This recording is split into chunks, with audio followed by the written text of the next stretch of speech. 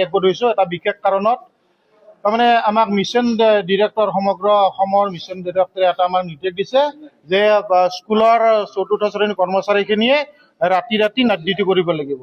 গতিকে ইয়াৰ আমি তীব্ৰ বিৰোধিতা কৰিছোঁ। কোনোপধ্যে আমি এইটো মানি ল'ব নোৱাৰোঁ। গতিকে আমি দুৰ্ঘৰ আন্দোলন কৰিম, আমি ৰাজপথলৈ ওলাই আহিম, যদি লাগে আমি কেছ কৰিম, আমি আইনৰ ওচৰলৈ যাম। তথাপিতো আমি এইটো কোনোপধ্যে আমি এইটো মানি লোৱা নহ'ব। আমি আজি মিটিং কৰিলোঁ, মিটিঙত আমি বিভিন্ন সিদ্ধান্ত লোৱা হৈছে। এই সিদ্ধান্তবিলাক আমি আমাৰ আয়াস মহোদয়ৰ ওচৰলৈ দিম, মুখ্যমন্ত্ৰীৰ ওচৰলৈ দিম, বাকী আমাৰ মিছন ডিৰেক্টৰ যিটো সমগ্ৰ মিছন ডিৰেক্টৰ অফিচ তালৈকে আমি প্ৰেৰণ কৰিম। গতিকে বিভিন্ন ঠায়ে আমি আমাৰ সিদ্ধান্ত কপিবিলাক আমি প্ৰেৰণ কৰিম।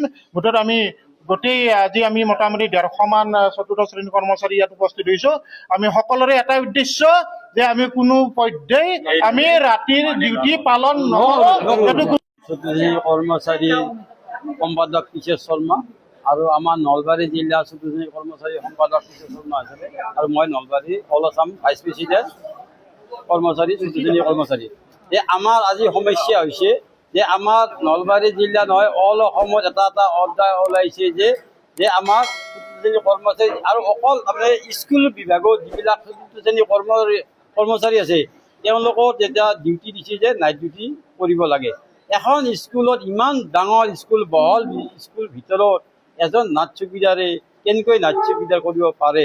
আমাৰ ভয় হৈছে, জীৱনৰ প্ৰতি ভয় হৈছে যে আমি চতুৰ্থ শ্ৰেণীৰ কৰ্মচাৰীয়ে অকলে বা দুজন মানুহে এই বহল ভিত্তিত স্কুলত নাইট চকীদাৰটো সুবিধা নেকি? আৰু এনে জেগাত একোটা স্কুল আছে কিবাকে মানুহ অলপ কাষত নাই, তাতে আমাৰ প্ৰাণৰ ভয় হৈছে যে নাইট চকীদাৰ কৰাৰ। আৰু স্কুলৰ আগত আজিৰ প্ৰায় 13 চনত এটা অৰ্ডাৰ ওলাইছিল যে আমাৰ নাইট চকীদাৰ আমি সদৌ অসম চতুৰ্থ শ্ৰেণীৰ কৰ্মচাৰী নলবাৰী জিলা হিচাপে আমি তেওঁলোকৰ অৰ্ডাৰটো আমি IS ছাৰক কৈ আমি কেঞ্চেল কৰাইছিলোঁ।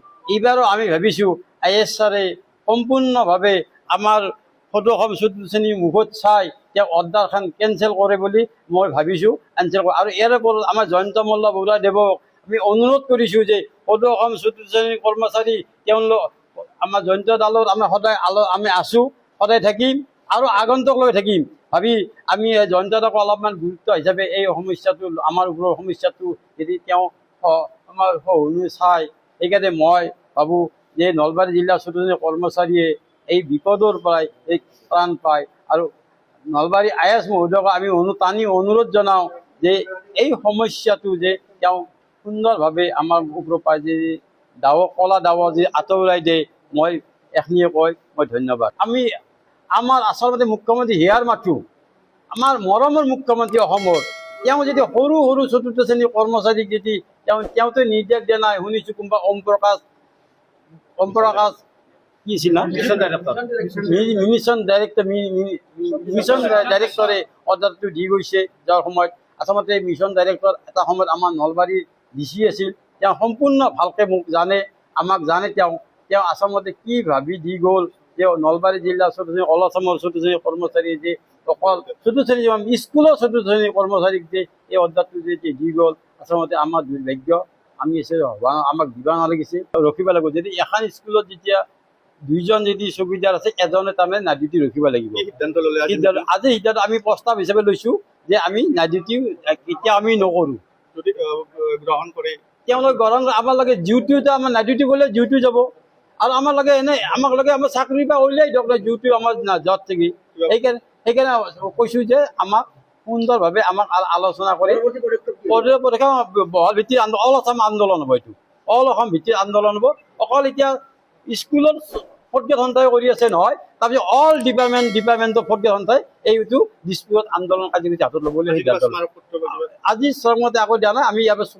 আমি সোমবাৰে দিয়াম বুলি আমি ভাবিছোঁ।